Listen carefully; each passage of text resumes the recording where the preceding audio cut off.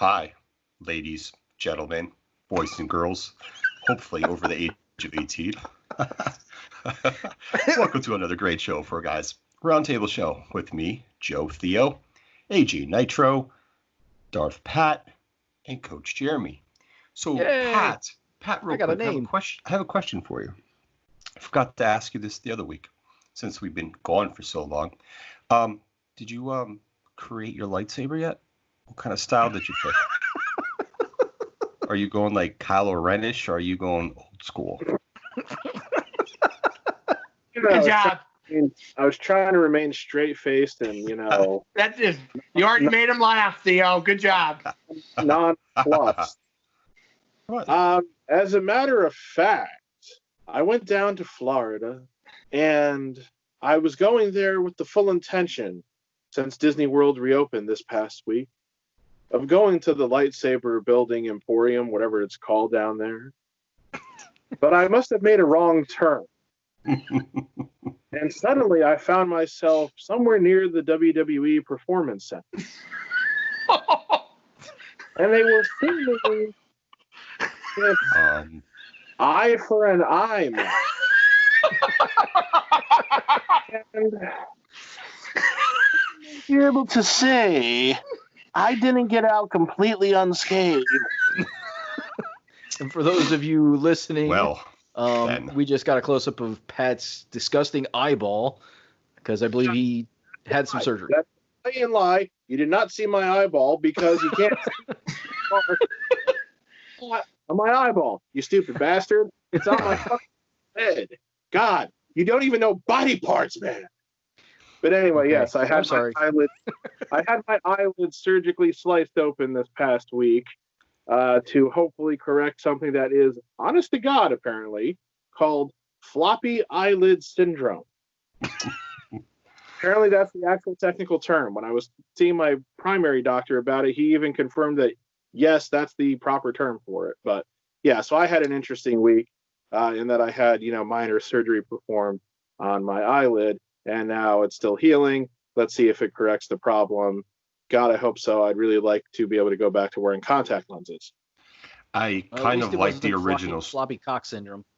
Yeah. That would be horrible, actually. But I was liking your original story beginning. He lost in an eye versus eye match versus Marco Stunt. The little bastard was too small. I never saw him. You must have had a 10-foot ladder to get the Pat. Jesus. He was like 4'11". No, I think he spiked my drink, so, Gotcha. Oh. Spiked your drink. That's what it was. He roofied you. I was put under briefly, and let me tell you something. You want to know what I remember about being put under? Nothing. It's just all of a sudden I was like lying there, and I was like just like lying, waiting for them to start, whatever.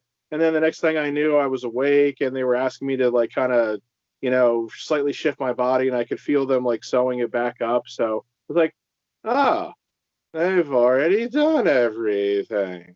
How about that? I am not a big fan of being put under for any kind of procedure. I was put under for my wisdom teeth, and I literally, after having my wisdom teeth taken out, when I came to, I woke up and I cried. Like, it freaks me out, because I don't know where the hell I am, because I don't remember falling asleep, and I don't know where I was and where I am and what the fuck am I doing here. So I freak out and I cry. So see, it was the only thing I was slightly apprehensive about, because this isn't like major surgery or anything, but it was the first time in my 39 years of life that I have been put under. So I just was kind of like nervous about the experience. But the thing of it is that, the place where I was when I went under and the place where I was where I woke up was the exact same place. And it must not have been that powerful of an anesthesia or whatever, because I didn't really ever sense that I was like, not aware of where I was or my faculties or anything like that. I felt a little just like, yeah, okay, all right, yeah, okay, but nothing like spaced out or anything like that. So when I was 16, I broke my ankle completely, broke both bones, and I had to have surgery. Did you get Pillmanized? Did you get? Is that how you broke your ankle? You got Pillmanized? No, I was playing basketball.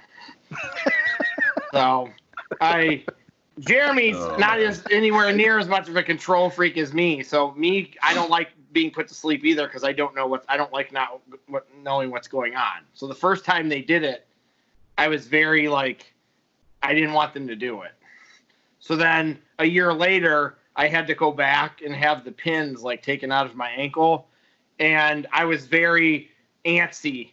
And they were like, they gave me something, and they're like, that was the equivalent of a 6-pack of beer, and it calmed me down a lot. I bet, considering you're the local lightweight of the group. And I'm right there behind you though with one extra beer. Like, oh my God. Well, I was also 16, Jeremy, so I had never drank at that point either then. So I didn't know. But I remember them telling me I had really good hemoglobin, and I'm like, yeah, well, I'm not giving blood away. I'm not voluntarily sticking a needle in me ever. So I do remember them saying I should donate blood because I have really good hemoglobin, and I'm like, not going to happen. I've been under multiple times, and it is what it is. Just put me under and get it the fuck done. That's all I cared about. I just wanted to know when I was going to sleep. That's good for you, man. They were just like, oh, we're just going to give you some oxygen. I'm like, no, this isn't oxygen. I'm going to be in sleep in about 10 seconds. She's like, no, boom, I was out. Yeah, bullshit. Just tell me when you're putting it on so I know when I'm ready. Well, yeah, the very first time I was ever put under was for to have my tonsils taken out when I was like 5 years old, when they still did that. If you got tonsillitis, like you got it once and they're like, oh, we'll take your tonsils out. Boom. That was the first time I was put under. And I remember waking up freaked out then too. And one of my aunts was there at the hospital when I woke up, and she like calmed me down, I remember. So yeah, it doesn't work well for me. It just, like I said, waking up, not knowing I fell asleep and then waking up from wherever the hell I just was. It just, like I said, it freaks me out. But so how have you guys been since I was away on vacation? Peachy. Fine. Okay. Peachy, fine. No stories. He's eyed. That was terrible. Bad it was. See, I liked your original story. Yeah. You were driving to Florida, got lost, performing. Yeah, you should have stayed with that one. You should have just left it at that. Well, I tried to add more to it to make it keep going, but he kind of ruined it. Well, yeah. You know why? Because I am the controller of my story. You are. You. Not You're you. right. You. I am the controller of my story. Such a funny pun. Every time you say I'm just going to be like pointing to my eye here. That's like the joke of like, when, organizations get together for like their meeting and they said, so-and-so will read the minutes of our last meeting. And they get up and they go, 801, 802, 803. Yeah, that's the equivalent of what you're doing right now if you're just going to keep on that. It's already I see. old. We keep on doing it. It's okay. I got a kick out of that, what you were just doing. I would have laughed all day at a joke like that. Cause somebody is actually doing fireworks here. Oh, cool. Fantastic. July 4th all over again. Hooray! 3 out of 4 of us have fireworks going yes. on. Yeah. Strange. I guess where I live is normal. That's kind of odd to me right now. But okay. Whatever. I live in North Carolina, so I want to go jumping to that conclusion. Well, it all depends where you live in North Carolina is what you kind of call normal, per se. Whatever. So my area is normal. I really admit I live in the middle of Hicksville, so. That you do. Yes, you do. You do live in the woods. Lots of woods around you. Mm-hmm. So I'll share some of my vacation with you guys since I am finally back from vacation. I actually came back from vacation today, so that was a nice little 3.5 hour, well, actually about 4-hour drive to get home from Bethany Beach, Delaware, which I would suggest anybody, except for Joe, because Joe's probably closer to the Outer Banks, and Outer Banks is probably pretty nice too. So I'd definitely go there if I was Joe. I've been to Bethany Beach. I used to go to Rehoboth. Okay. We used there a couple times. It's those beaches up and down that area is just really nice. Everything too was really good. Yeah, it is. It really was, and we had a great time. It was me, my mom and dad, Of course, my family, both my brothers came with their significant others, and then my nephew came with his girlfriend. And so we were all in the same house, which is always interesting because you just never know what's going to happen, who's going to say what, who's going to piss who off, is it going to be smooth, are my parents not going to be upset at somebody or annoyed by somebody, or I should say, really, I'll be annoyed by somebody because I get annoyed by people, unfortunately, quite easily, especially when it comes to my family. I think I think that happens to all of us at times. Yeah, especially when you're cooped up in a house with everybody. But yeah, we rented this beach house. It was, I would say so Route 1 goes all the way from essentially a quarter of the way down Delaware all the way to essentially goes all the way through Maryland and all that. So that's what they call like beach, the coastal highway. It's called coastal highway. It just goes all the way through the coast there in Delaware and down Maryland. And we were on one side of it about a block off. So we crossed over Route 1, and then we were about 3 blocks away from the beach, maybe 2.5. So it was we were real close.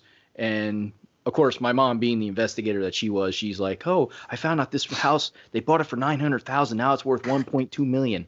Like, she had to throw that in there. Like, oh, geez, like, I don't know who has that kind of money, but hey, awesome, good for them. They're making money. Nobody pays cash for houses. I mean, well, I know that, but still, who has that kind of money that they can afford a mortgage like that? But anyways, I don't know anybody personally like that. But it was 6 bedrooms, 4.5 baths. It was like 2,700 square feet. So it was just this huge ass house. I mean, even with 14 people in there, it was still, we weren't on top of each other. Like, had plenty of room, but really nice house. I'm picturing like the movie Grown Ups. I'm picturing Grown Ups, like that kind of cottage. Not quite, but in the sense of nobody was on top of each other. Yes. Like, it was that much space. Really cool place though. And it was nice. We went to the beach. Out of the 7 days that we were there probably 5 days out of the 7. We went to a couple good restaurants. The one night, me and my brother, because we went to Mickey's Crab House, which, if you're ever in Bethany Beach or any of that area, it's a good place to go if you want all you can eat crab, because they do they bring the crab out and just throw it on your table and then you break it apart and eat it. Other than that, I probably wouldn't say go there, because the rest of their food it's only okay and you don't get very big portions. So, a couple of my family members walked away hungry yet, but I had my first experience eating whole crabs and breaking them apart and eating the stuff on the inside, breaking open the crab claws and stuff like that. So, but I won't ever do that again. That was way too much work for the little bit of meat that you get out of those tiny blue crabs. Just not worth it. Glad I don't do it. I don't like crab, so no. One of my parents' good friends, when we used to vacation down in North Carolina, the Brunswick County beaches, which is pretty far south in the state. We would meet up with them because they usually vacation in like North Myrtle Beach. There was always this one restaurant we would go to, and it's so close to the ocean. So like, the stuff that they got was, primo fresh, obviously. But yeah, he was all about cracking open the crab legs and just, sucking them down and stuff. But these were like, big crab legs and stuff. And he got my little sister to try. He got my little sister to try them. But I am of my father, and seafood, it means no. The only seafood I ever eat really is shrimp. So, I got to ask this obvious question, though, since you were going out to restaurants and public stuff. Yes. Were they social distancing? Were they wearing masks? Yeah. I mean, we're pretty, for speaking for my wife and our kids and stuff like that, we are very much paying attention to those rules. Like, if we're in a public area, we have our masks on, we keep to our group and make sure that, we try and give everybody their proper space, just to be it's more of a polite thing too. Like, we do that in general because we don't like to be on top of people. We want to give people their space, give them, especially with having little kids, we know how little kids can be annoying to some people. So, we try and give everybody their proper space. But yeah, we didn't see too many people not without masks on. And if we went to a restaurant, we made sure that we had outside dining. Like, we didn't not want to sit inside. If the 2 restaurants that we went to, they all had outside dining. So we made sure we sat outside so that we could, be without our mask, and we knew we weren't going to be close to anybody, and we weren't going to be, breathing in, indoor air where it's all toxified and anything like that. So, we tried to be as cautious as possible, but also still have fun too. So, but yeah. I saw something on Facebook that you posted. Were you and your oldest daughter playing beer pong against your parents? Yes, we were. Did I see that correctly? I was like, yes. We were playing beer. Yes, the whole entire house, except for the little kids, of course, were playing beer pong. And yes, my parents joined in. Now, the cups were not filled with beer because I guess the big thing now that it's become like a college-like sport, I guess. I don't know. I don't remember whenever this happened. But ever since like it started being a televised thing, they don't put beer in the cups. They put water in them, and nobody drinks. At least not in like this the college-ish sport world. So there was no beer in the cups, and there was just water. So if you made it in, you drank from the cup of whatever drink you were drinking, and you could drink water. I was like, this is like the kind of the lamest beer pong I've ever freaking played, except for the one time that I played with AJ, and because he didn't want to drink beer that had a ping pong ball in it, so we did the water at his house. Yes, but yeah, it was kind of weird. We were all four played in that beer pong tournament that night. All four of us that were on here were in that. Yes, we were. Yes. Pat even drank that night. Yes. But yeah, so that's how we got away with it, because my sister-in-law and my brother really don't drink, especially my sister-in-law. She definitely does. I don't think I've ever seen her maybe once have a drink, and it was like one of those what the hell are they? Wine coolers. It was a wine cooler, so it's not even anything like significant. Gotcha. But yeah, I was having, what the hell was I drinking? I was drinking Crown Royal apple and cranberry juice. Sweet. Because I tried Crown Royal apple straight up, and I like almost died. Like I drank it so fast, I shot it, and it hit the back of my throat. Not like didn't go down smooth. Way too much information there. Normal with it hit the back, and it burnt the shit out of my throat. I was like, oh my god, this stuff's horrible. So I mixed it with something, and it was fine, so yeah, I like my whiskey and bourbon straight as well. I do too normally, but only as shots. Oh, I can put it like my Death Star ice cube in the glass, and then I pour my whiskey and bourbon around it, and just sit back and drink away. Yeah, I've never been able to do that. I must not actually like the taste of that liquor, because I've never been able to I've never been a sipper of that stuff. Just never could do it. But all in all, our vacation was really fun. We had a really good time. Good. There was, of course, everything never goes smoothly. There's always hiccups in the road. Pat, yes, there's hiccups in the road. Yes. Yeah, yeah. You could plan a vacation down to the minute. It's never going to go like that. You're always going to run into some problem. The more people, too, the more likely to run into problems. Right, exactly. Yeah. That's why my next vacation I'm intending to go by myself, but that's another story. So yeah, but I would definitely go back. I started looking up places to buy. I suddenly wanted to buy a vacation house and so I could rent it out and make buku bucks. I'm like, yeah, but it's not that simple. No, it's not. But yeah, it was crazy. Like, I just started looking up houses just to see the size of them. We took walks around just looking at these.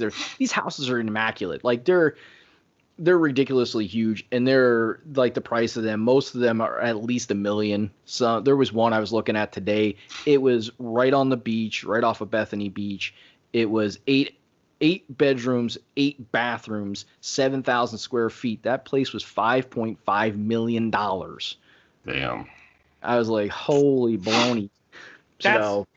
That's more Adam and Brett's territory, that kind of shit. So I don't even know if they can afford that, but okay. No, but I'm just saying, like Brett's house that he lives in, he bought it and flipped it. Like he bought it and did everything. Like it wasn't, I was there a couple years ago and it wasn't done yet, but he bought a house and did all the work and flipped it essentially for himself. So that's definitely something that those two have went down that road. That's what the hustlers do. Yeah. Well, I don't think the hustlers are working with the 1.5, 2 million and the $2 million range. I think they're working more in like the $100,000 range. I'm just saying, just any of that kind of stuff is more there. That's what those guys do. Well, yeah, and I was looking at it as far as like, if I could, how would this work? Like how do you do this? Like how do you get into the whole investment, property and and use it to, as your vacation home, but also allow it to rent other people so it pays for itself. So you're not actually dipping out of your own pocket to pay for the mortgage. Like I was thinking along that lines. But yeah, I was just like, there's no way, not at the price of these places. There's no way I would ever have the capital to be able to do that. Not on my salary. Yeah. It takes a little bit for that to happen. You got to get rich. Yeah. I'm not rich, bitch. By any means. Let's talk about some football. Yes, let's get into our podcast. But before we do, of course, I'm going to make a public service announcement to all our listeners and watchers. If you are catching us on YouTube, we do thank you for tuning in. Make sure you hit the like button. You hit the subscribe button to make sure you never miss an episode. Make sure you hit those notifications. They'll pop up, let you know that we have a new episode dropping each and every week, except for this last time because we did take 1 week off for my vacation. So I thank you guys. Also, for all our listeners, if you are listening to this on iTunes, you're listening to it on Stitcher Radio or Spotify, make sure you are tuning in each and every week. Also giving us a rating so we can jump up in the charts to make sure that you are getting other people like yourselves to listen to this and get the entertainment out of it, because we are finding ourselves entertaining. So hopefully you are finding us entertaining too. And last but not least, make sure you Make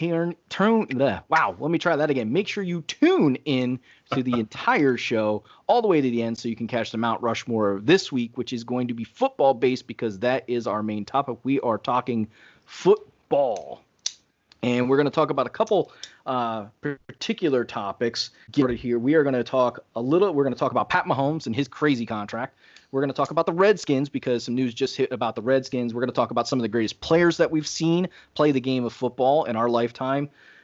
And, of course, then we have Mount Rushmore. So, Joe, why don't you get us started? All right, let's talk about a crazy-ass contract here. Okay, 10 years, $450 million, $500+ million in incentives, and I think $140 million insurance policy. What the fuck? I mean, that's like Mike Trout territory as far as like comparison to a contract. So, yeah, what are your thoughts? I think it's valid, but I mean, fuck.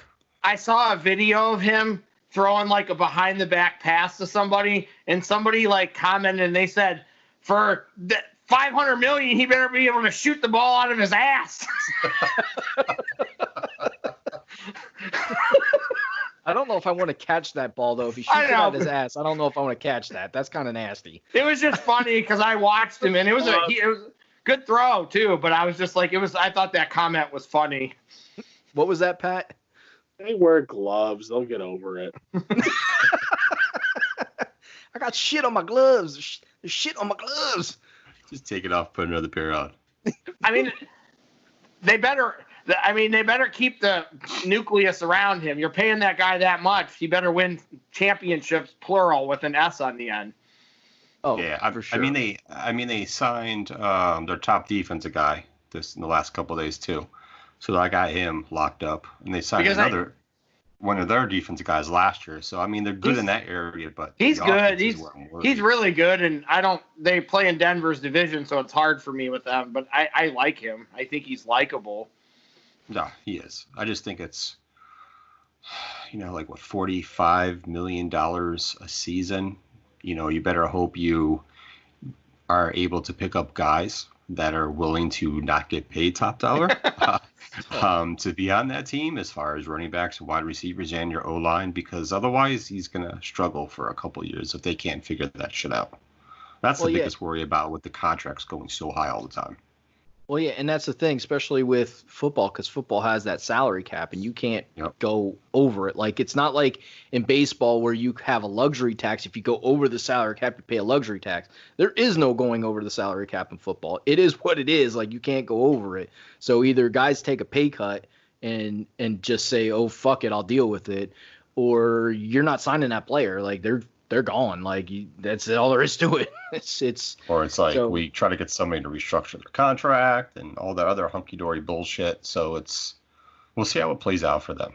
I mean, good for him. He's a really great player. I have to say that. Fuck. But I mean, at the same time, it's like, what's that team going to look like in the next 5 years? Plus, who knows what the salary cap's going to be like because of the whole COVID bullshit. And they're not going to be making as much money as they should be with fans and whatnot. So let's see how that, hurts the salary cap and then moving forward too. So I don't know. It's just crazy. But I know Dak Prescott's probably pissed off, but that's okay. He's a Cowboy, so it's all good. He can be pissed off all he wants. He plays for Dallas. He made his bed. Now he's got a lie in it playing for Dallas. That's his own fucking problem. Sorry, being an Eagles fan, all Dallas players and fans suck ass.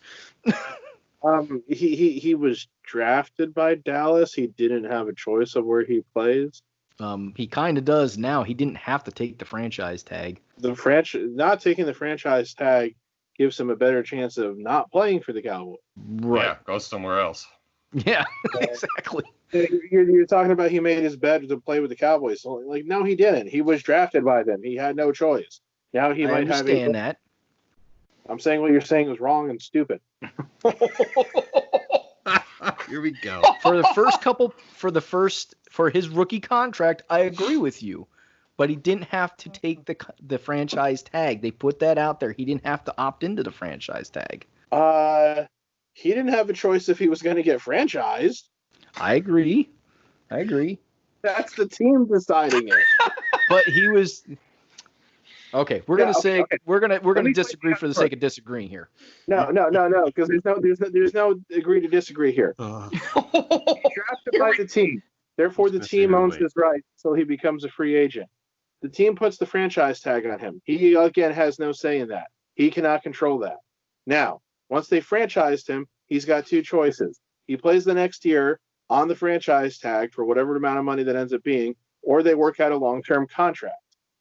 Well, he chose not to work out a long-term contract, so he, in turn, has not made his bed because he has not made a long-term commitment to the Cowboys. He could still... Because he knew he was not going to get one. I think the Cowboys wanted to sign him long-term. I don't think he liked the offers he got. Is he as good as Patrick Mahomes? Of course not. Patrick Mahomes has done something, as one. But I'm just saying Prescott hasn't made his bed or anything like that. It's like everything you were saying about that was wrong. That's all right. Pat can be right all he wants, but I'm still going to say he made his bed and now he lies in it, regardless of what you say. Patrick, you're a Giants fan. Why are you defending the fucking Cowboys franchise? I'm not defending the Cowboys. I'm defending... Thank you. He's defending right and wrong, I think. I'm defending the blatant mischaracterization that Jeremy made. I'm not defending it. I'm pointing it out that's what it was. Dak Prescott has not made his choice of where he's going to play. Continue to play for the Cowboys. He could go somewhere else. I think it's more likely he goes somewhere else now, but I'm certainly not going to rule him out re-signing with the Cowboys. One thing, like Joe just said, though, what next year's salary cap is going to end up being very much bears watching because it could have a huge ripple effect on tons of players. So, yeah.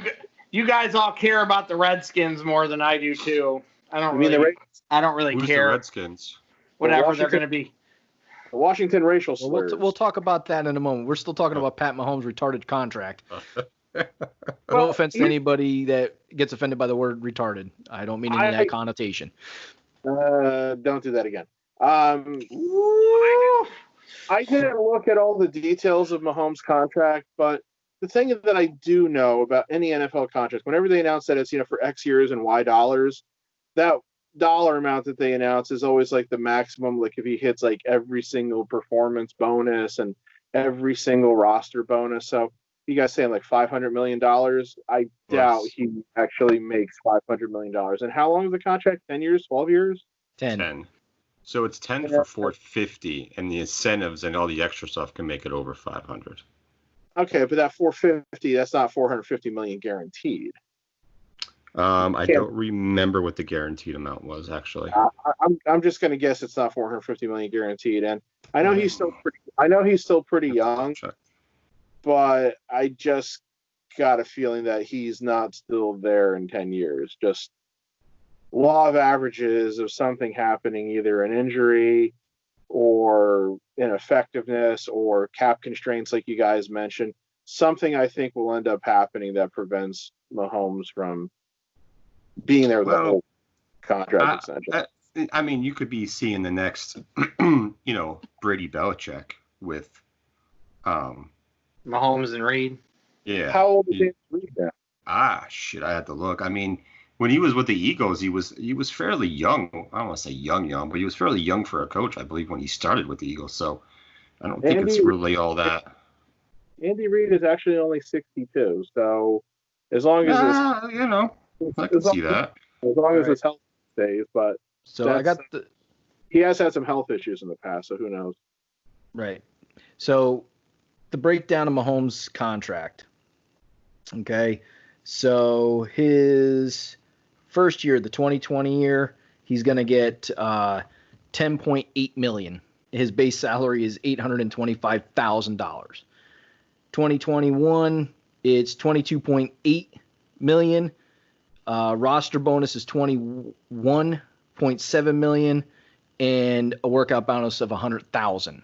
And it keeps going up from there every year. So it's essentially a rear-loaded contract, because 2022 he gets $29 million, well, $29.4 million, $27.4 million for roster bonus, base salary is $1.5, and then he gets a workout bonus of $550,000, and that's his workout bonus for the rest of the contract from 2022 to the end of his contract is always $550,000.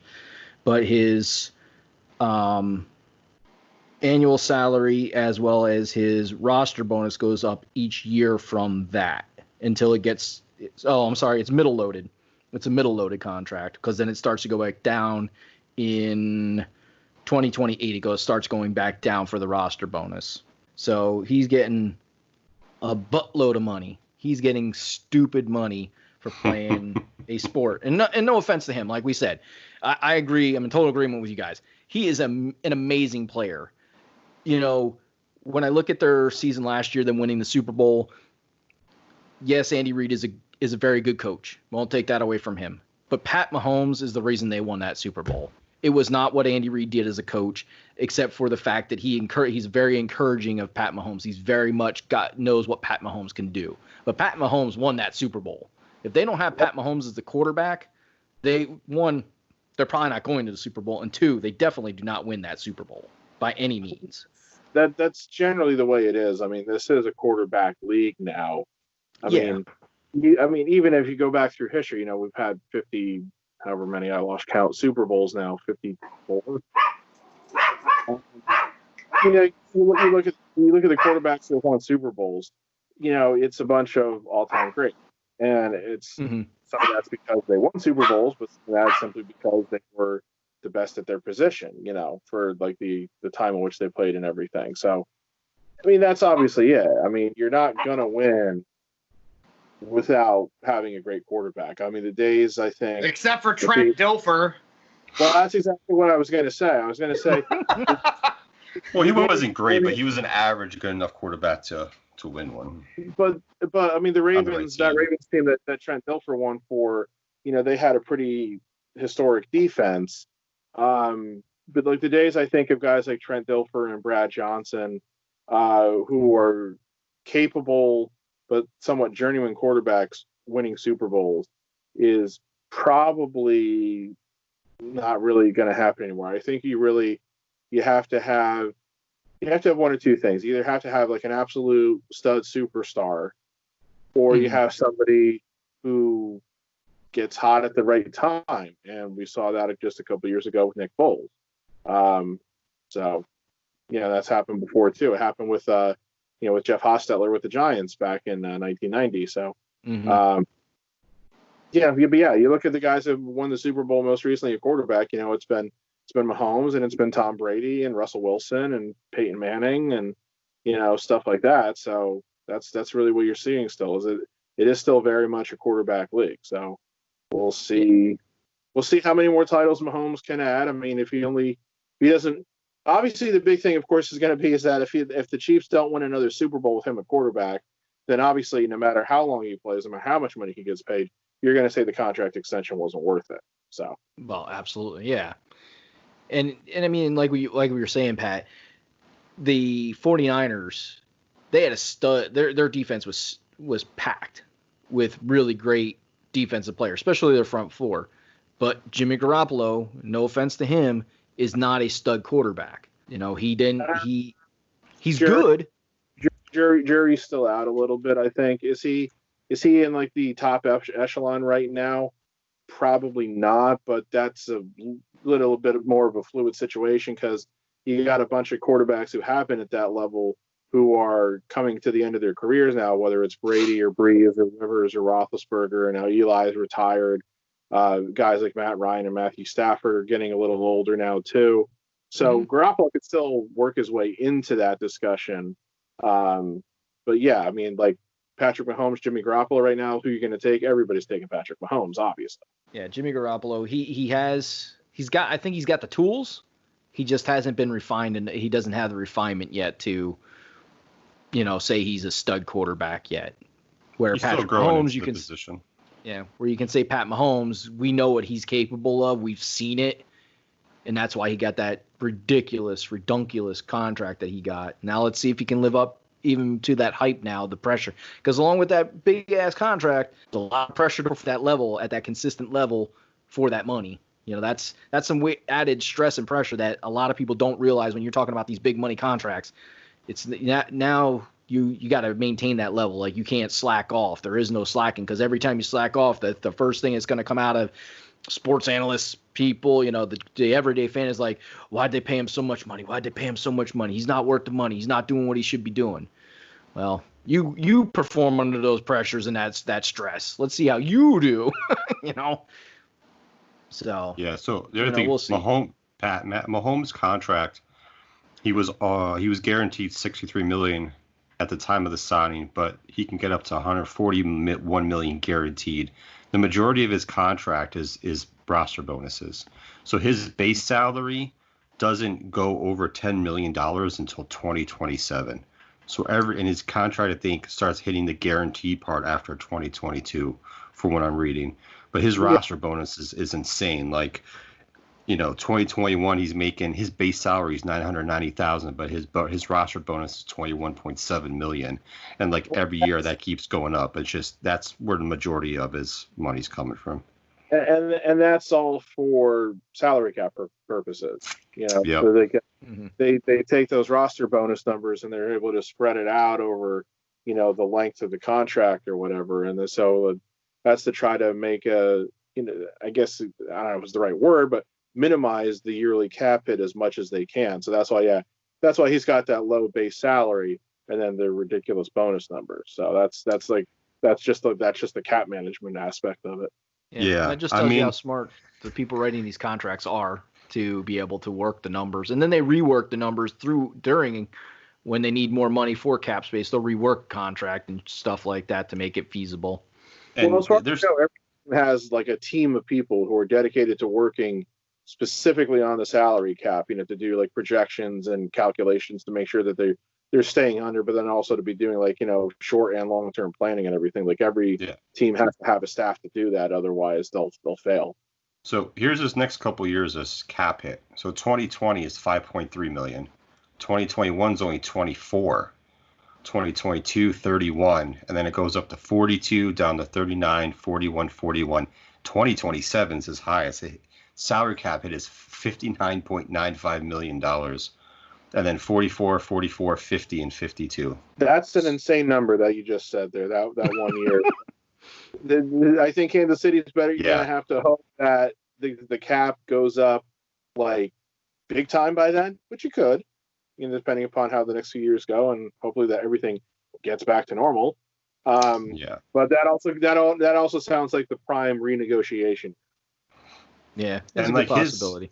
His base salary is, it goes up, but it doesn't hit the $10 million mark until 2027. Then it goes from 10 million to 13, 20.5, 27, 38. But then his roster bonus starts to go down too in the opposite direction as his base salary is going up. But still, it's interesting. So they're definitely basing that off of salary cap and some other things. At that point, that is restructure time. Matt. Yeah. Once you get to that point, AJ, where you have those high, like yearly salary numbers, that's when they start to convert into a bonus number so they can like renegotiate and stuff. That's the whole point. AJ, did you have something you wanted to add? Something? No? Okay. Just wanted to double check. There we go. Make sure we're all getting our peace of mind in there. So let's jump to another topic, and that is the Redskins. And through all these things that go on, that go on in our society, that whether you disagree with them, agree with them, or indifferent to them, the Redskins will no longer be the Redskins next year. So who will they be? What will we call them? I heard a funny one the other day saying they're going to be the Washington Foreskins, which I think is absolutely awesome. We should call it the Washington Foreskins. Because I would love to see an NFL team with a picture of a penis on the front, on their side of their helmet. I think that would be absolutely awesome.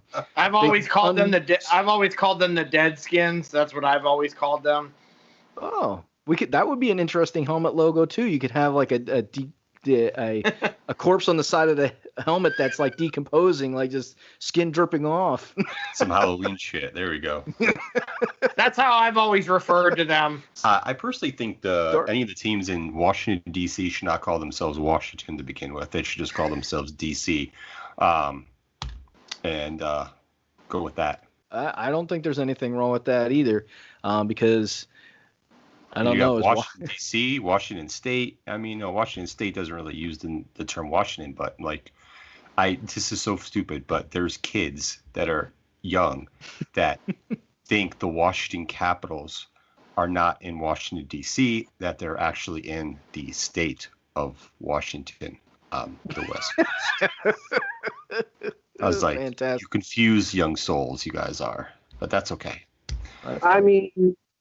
Ignorance is one thing.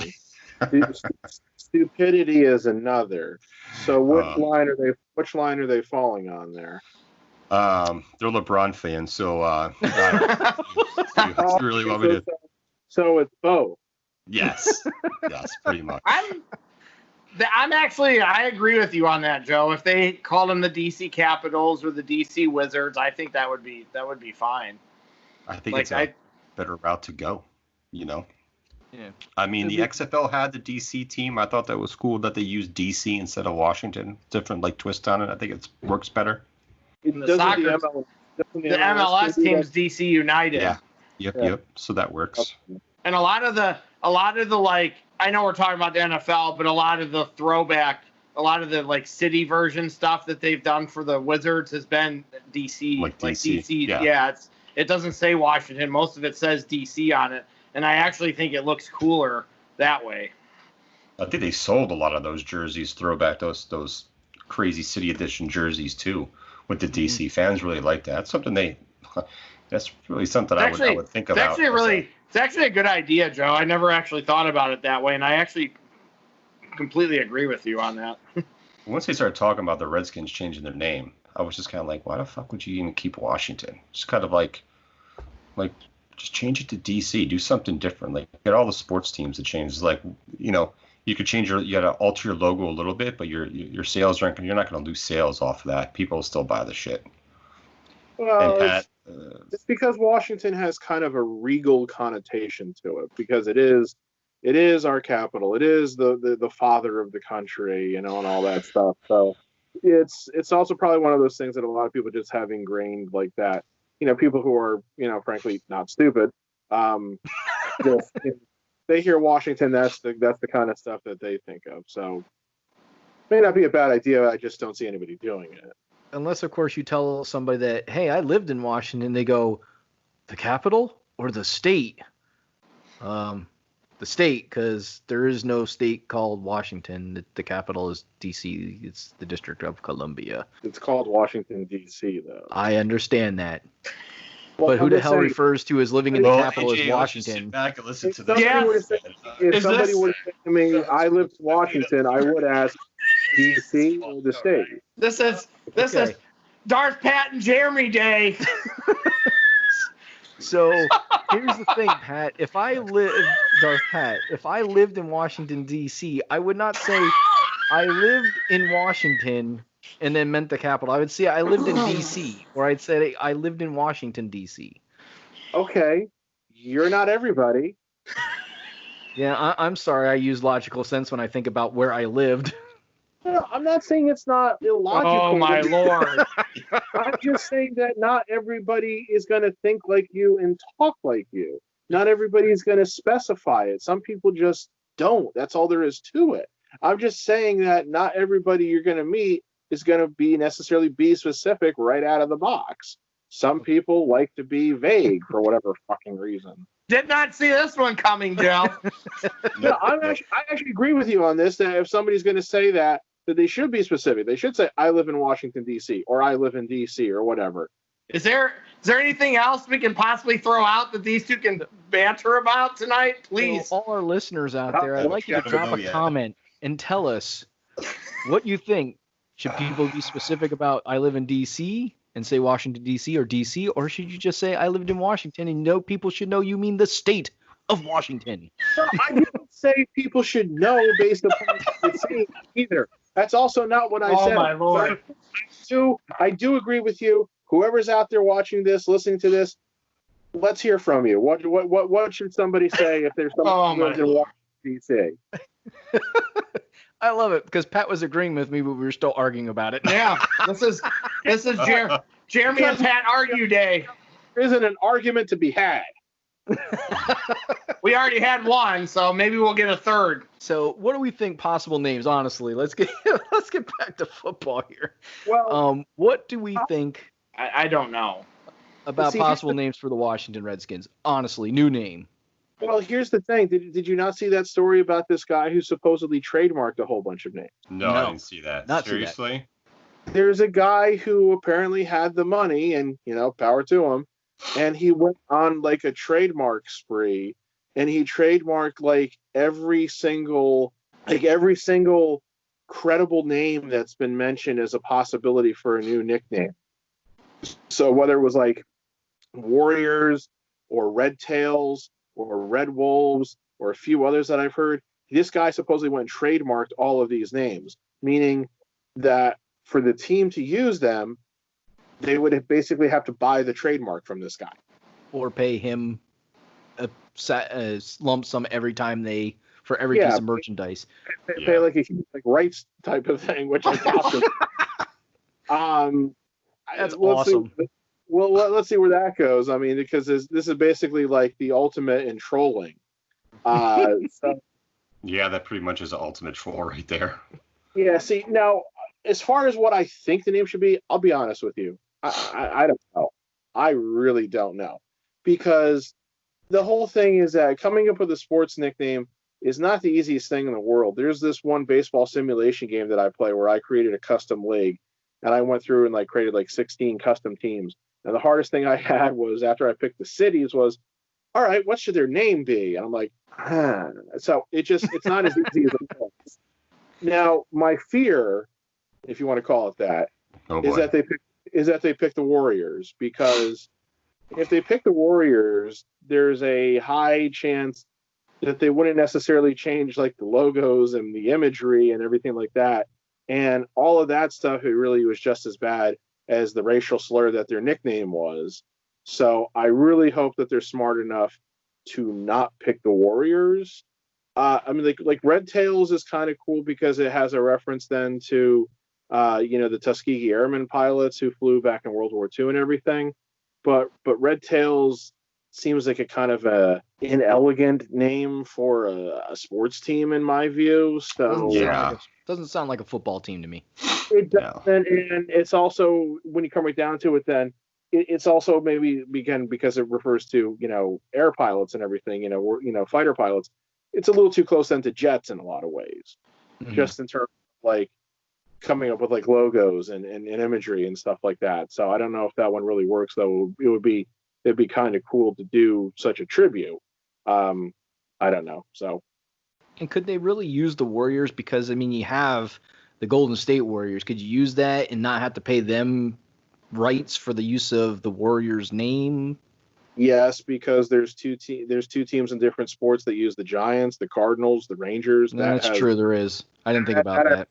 Yeah, that has nothing to do with it. So, I guess it's not trademarked by the team, so to say.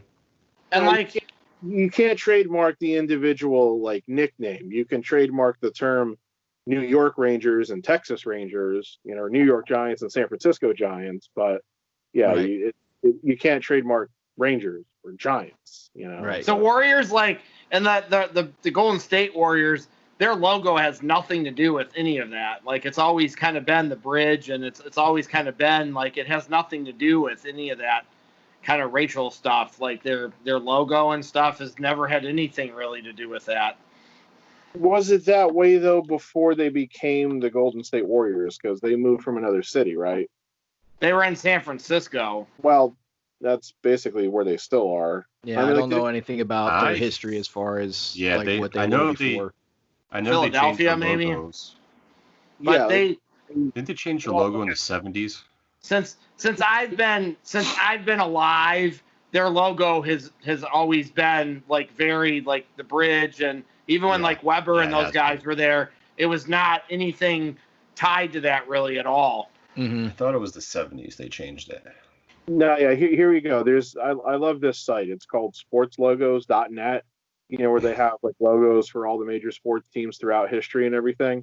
Yeah, they were once the Philadelphia Warriors, and their mascot was very Chief Wahoo-ish, with like, a Native Once American. Again, that was in 1970 probably. Well, this was from the 40s through the early 60s. It was a Native American caricature with the guy wearing the headband with the lone feather sticking up, with a big smile on his face, dribbling the basketball. So that was when they do throwback stuff though, they don't ever do that. They've never gone back to that, like to purchase and to market. They don't go back to that. Right. I've not. So that was the Philadelphia Warriors. Now, when they moved to San Francisco, and it says here it was the 62-63 season. Their logo from the 62-63 season through 68-69 was like a Native American tribal chief headdress, surrounded like in a circle surrounded by the word San Francisco Warriors. And then starting the 69-70 season, they changed it to where they were using the bridge logo. Right. So I said not in my lifetime. Right. So that's actually very much a credit to the Warriors. They were smart enough to know back there in the late 60s, the early 70s, hey, we probably shouldn't be using this type of a logo anymore. Meanwhile, as recently as 7 years ago, Daniel Snyder was saying, we're never going to change the name of the team. Never. You can put it in all caps. That guy's one of the weirdest owners ever. Yeah, funny what happens when all your corporate partners start to say, well, if you don't change the name, I guess we're not going to give you our millions of dollars. Funny how capitalism always wins out in the end. Yep. Money. Money talks. Gotta have that money coming in. So how long do we think it is before the Cleveland Indians change their name now?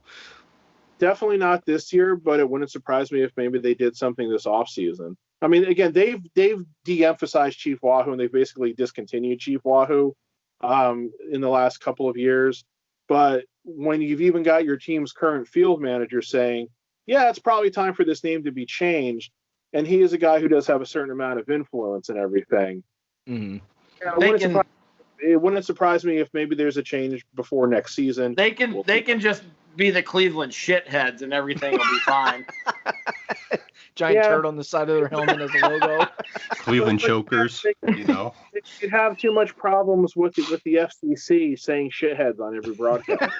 I mean, they could just change their uniforms to match the clowns' terrible colors. Ooh, nothing like a brown and orange outfit with a little white mixed in. Yeah, go back to the brown jerseys with the brown pants, which are one of the ugliest goddamn uniforms. It's a giant turd running down the field. I mean, it fits. Is that mud on his jersey? No, Jim, that's the actual jersey. Ah. Like those old Padres jerseys too. They were horrible. Oh, those are terrible too. Yeah. Whoever thought of brown as a uniform color was just, what the hell were you thinking? To anybody who thought that out, you weren't thinking very hard. All right. Well, I think part of the reason was because they were owned by Ray Kroc, who was the owner of McDonald's, and that's what the McDonald's uniforms looked like back in the day. I seriously think that he just took the uniform colors from McDonald's They put them on baseball players. Hey, I have affinity for those uniforms because Winfield wore those back in the 70s, and they've gone back to like a variation of those now, but not quite to the extreme contrast that I think they were. The brown, yeah, but not so much like that brown and mustard combo so much. So Jeremy's right. Brown is not good as a primary color for your uniform. It's just not. It's really not, because it's just not an attractive color, and there's only so many colors that really go with it. Like, you can't really have like a brown and blue uniform, for example. So, you know, you I agree with that face. I agree with that face, AJ. Yuck. If you're gonna pick brown as your primary, then you're limiting yourself to secondary colors of basically like white and orange and maybe yellow, and that's pretty much it. You can't use like red or blue or green or purple. So, I mean, you're really limited. Purple and brown. That sounds awesome. You definitely can't use black either. Like a brown and black uniform combination might be probably the ugliest thing you'd ever see. Bowling Green's college uses those colors, the brown and orange, like the clowns, which I think is just no. Aren't they in Ohio too? Or are they? Yes. Yeah, it's not good. Horrible. All right, so quick public service announcement for everybody tuning in. If you are catching us on YouTube or iTunes or Stitcher or Spotify, thank you for tuning in. We do greatly appreciate it. I hope you're enjoying this episode as we are enjoying recording it and talking to each other and talking to you guys. If you are catching us on YouTube, though, please make sure you like this episode. Leave us a comment if you're to please engage us, because we would love to hear from you guys.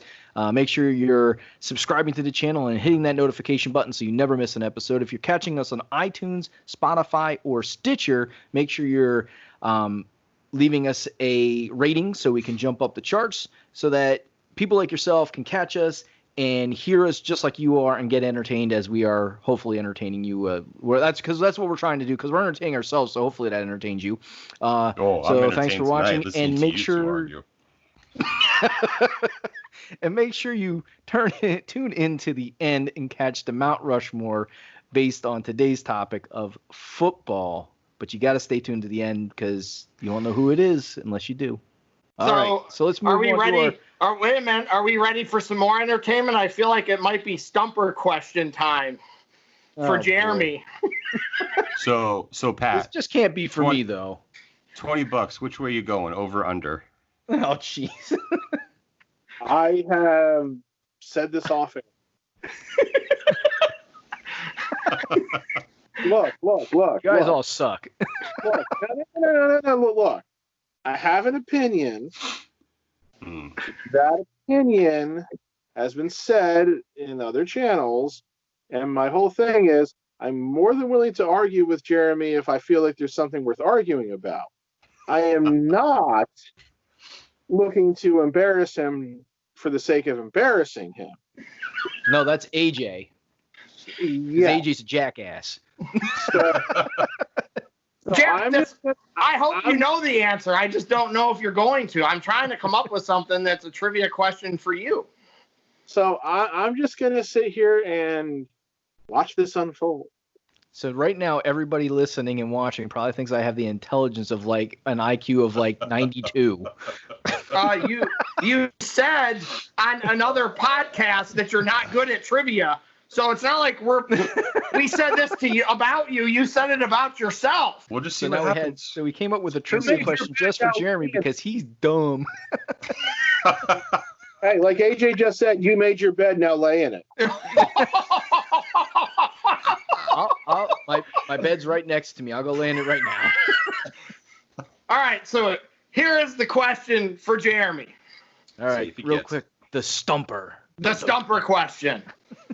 So your two favorite NFL players of all time are Reggie White and Peyton Manning.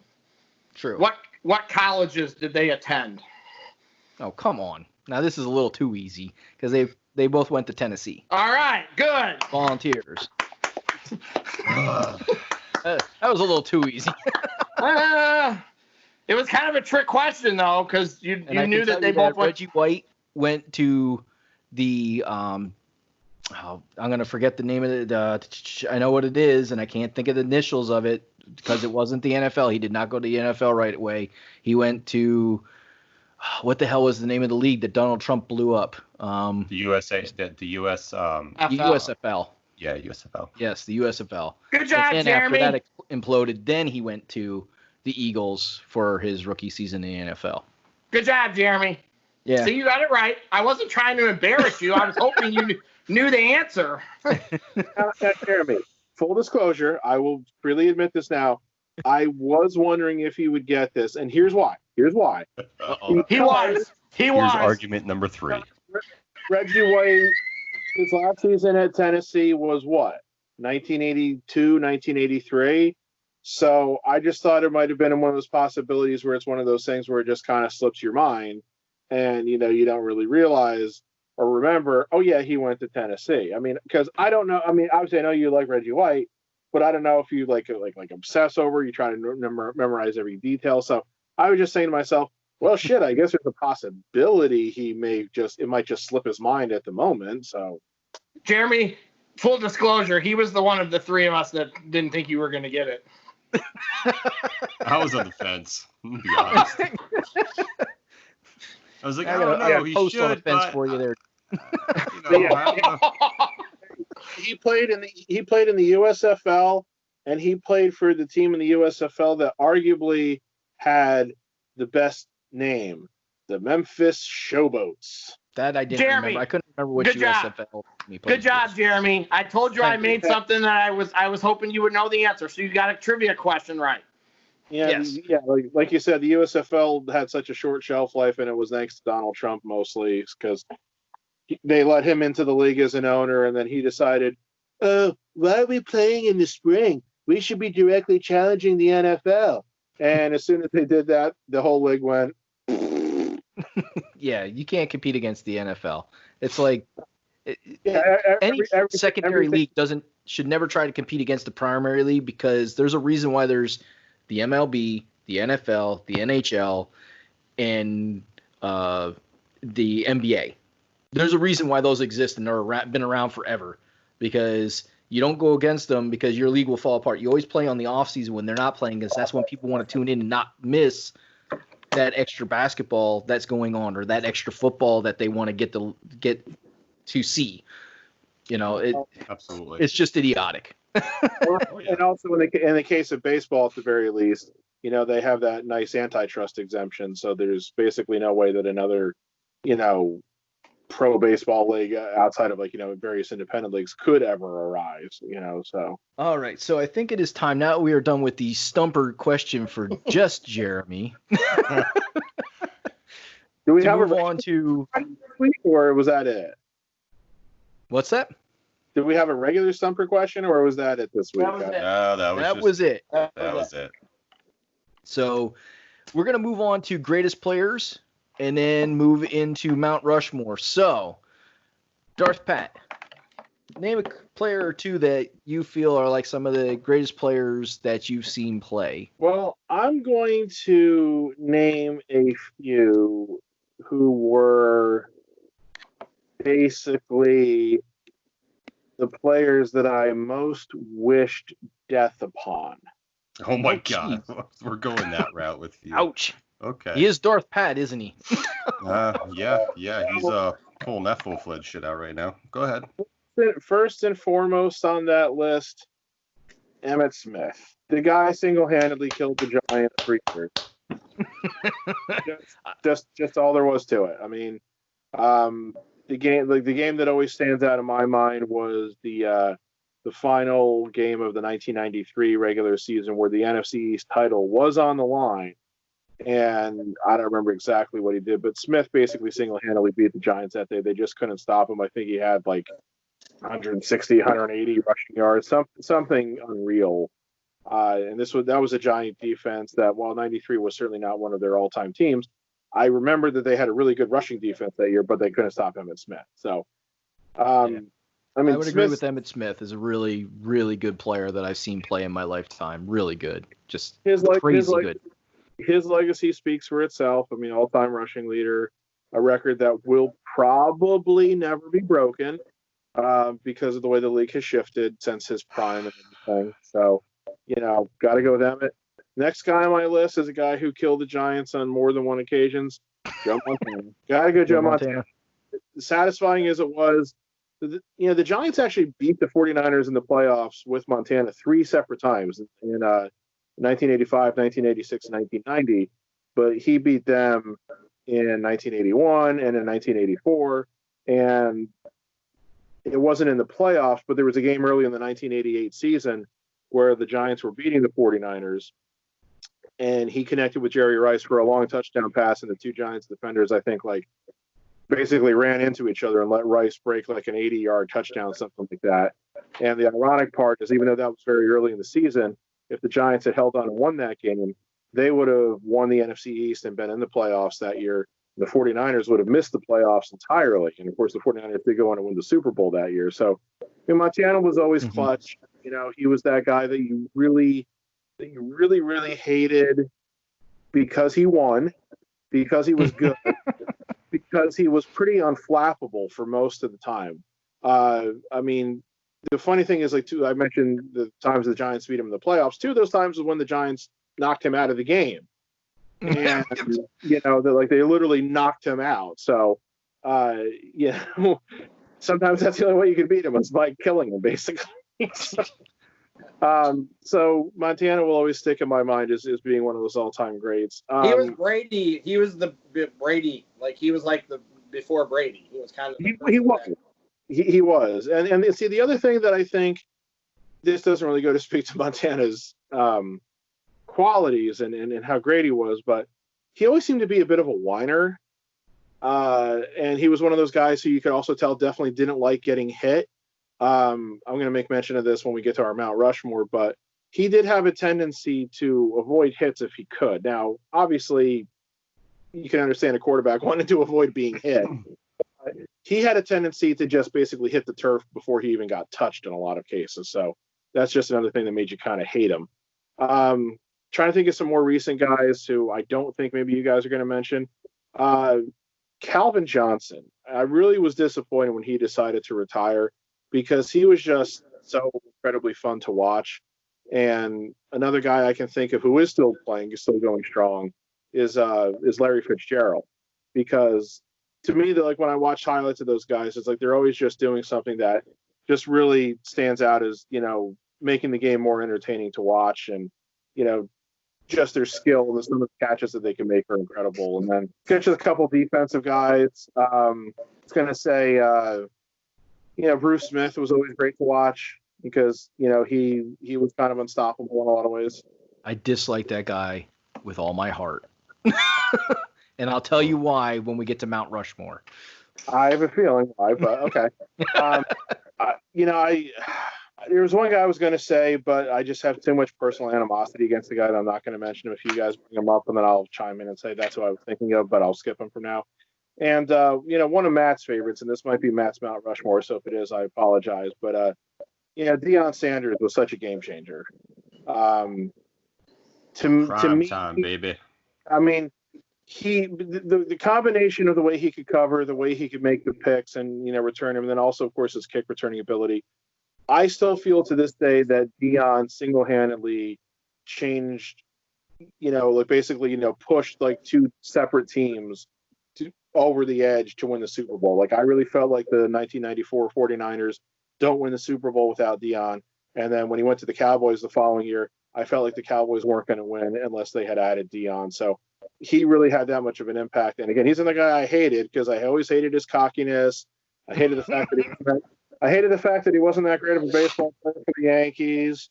But you can't deny. You can't deny. The skills of what you saw there. So, there's just a few guys. I don't want to mention everybody under the sun. So, yeah.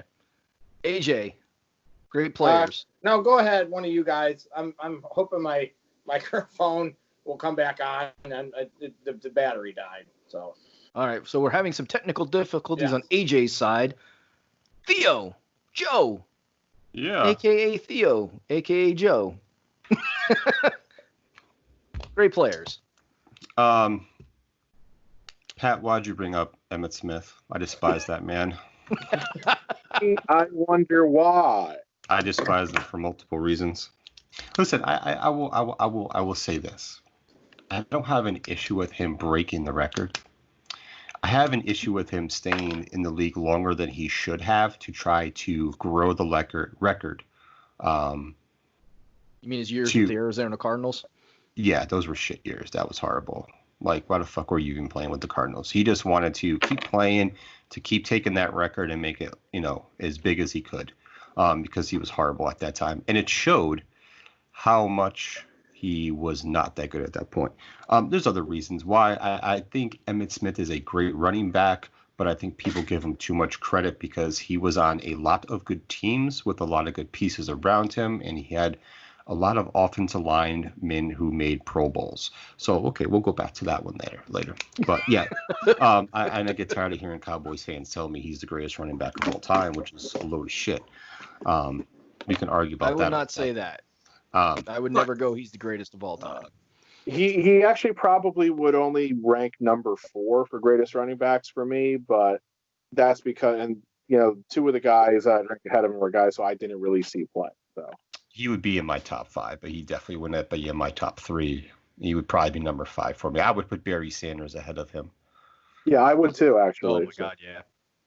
Just speaking of another person, Barry Sanders, and which is sad because Pat mentioned Calvin Johnson, and it's kind of like a theme. Why does Detroit have 2 of their top offensive players in franchise history just up and retire early on in their careers, or a little bit too earlier than they should have? It is what it is. Maybe it speaks to Detroit and why their teams have been so shitty for multiple decades. But yeah, no, I mean, Bobby Lane trade back in the 50s. It all went downhill from there. But no, I mean, like Pat mentioned one of my favorite of all time, Deion Sanders. Of course, I'm a Florida State guy, so I'm gonna go with Mr. Prime Time there. Funny thing is back in the day when we used to play football, tackle football at the township municipal park back in the day, not touch, not flag guys, like legit tackle. Not like these kids play these days. We used to, me and one of my good friends, we used to rock the bandanas when we were playing, and we would always take turns when the other team would score a touchdown or whatever, and the throwing kickoffs or whatever. And we would I would block for him if he got it, he would block for me if I got it, and we every single time would attempt to take it to the house to try to just do a prime time. If we got that chance to take it to the house, we would be doing the high step and shit like 5 yards before the touchdown, like prime time did. It was great. Derek Brooks is another one of my guys. I liked watching him play. Unfortunately, I'm not a big, fan of the college Warren Sapp went to, but, you have to give credit's due for some of these players. Warren Sapp was a fun player to watch. Those Tampa Bay defenses were really good. The one that took them to the Super Bowl and whatnot. Mm-hmm. It's kind of hard. There's so many good players. Larry Fitzgerald, I could give him credit, man. He's a warrior. He's stayed with that damn Cardinals team for as long as he's been in the league. So give credit to him for sticking with one team, because a lot of other guys would just hop that train and look for somewhere else to go to try to win that Super Bowl. But he's dedicated, and he has a lot of honor to stick with the team, especially now with such a young quarterback and Murray and whatnot, trying to help him develop too as a quarterback. Well, they got close to 1 year, didn't they? Right, Yeah, they lost Kurt to Warner. Pittsburgh. Lost to Pittsburgh. Yeah, I was going to say, because Kurt Warner was Cardinals, there that year. I was rooting for the Cardinals. I wanted Fitzgerald to win that Super Bowl. Not that I hate Pittsburgh, but I just wanted Fitzgerald. That was like his chance. And I knew after that Super Bowl, if they didn't win that, I'm like, I don't know. I don't know when he's going to get another chance with those Cardinals because it's just going to fall off the fucking train with them, which it did, actually. And unfortunately, right now in his career, it's not – he's consistent, but he's not like – I don't think he's that big deal weapon anymore that he used to be. I feel like he's definitely his age is starting to catch up with him in the years that he's been in the league. And it just kind of stinks. Yeah, I mean, he's just about 37 years old. It's kind of amazing that he's still putting up the numbers that he is. But yeah, he's definitely much more of a possession receiver than a game breaker at this point. Yeah, third down type of guy, something like that to get Murray out of trouble when he needs to. Good hands. There's so many players, man. I mean, got to give credit to Brady. Brady's done some crazy shit. It's one name I don't like to mention, but I agree. I have to agree. I mean, hey, if we have an NFL season, we're going to see who's better. Is Brady better or is Belichick better? So we're going to find out, which one really drove that train for all those years they were together. Let's see which one makes the most out of the split between the two of them. That's the only thing I can say about that particular question is when Brady did go down and Matt Castle came in, they did go 5-1 with Matt Castle. Yeah, I mean, it's a system. So, he has a system. The backups have good records. I think all the backups that have come in when Brady went down they all have winning records there. So it's going to be, is it going to see it? Is it Brady's talent or is it Belichick's system? It's going to be interesting to see what Cam Newton does in that system this year and what Brady does down in Tampa. Because now Brady has an actual offense, per se, if you want to put it in those terms. And he still has Gronk around him. Yep. And he gets Gronk. We'll see how healthy Gronk is, too. Right. Gronk has to stay healthy, which is like an oxymoron.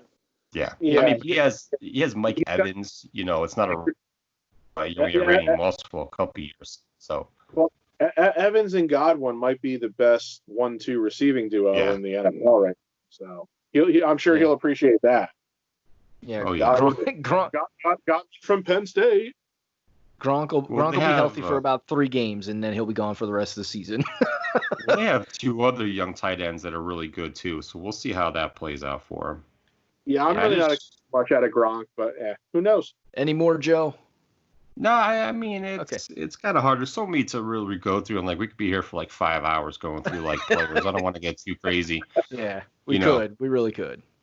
So I'll give a couple of mine, and Dan Marino was definitely a great player to watch. It's really sad in his career that he never won a Super Bowl. I don't know enough about because I'm not a Miami fan, so I can't say did they go to the Super Bowl when he was there or not. Yeah, they did once. It was one rookie year. Rookie year, right, Pat? I think it was. Second year, 84. Second year.